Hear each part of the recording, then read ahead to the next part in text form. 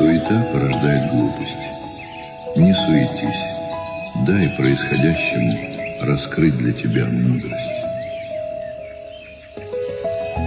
Наблюдай свою мысль. О чем думаешь, обретает форму. Избегай крайностей, если хочешь сохранить равновесие.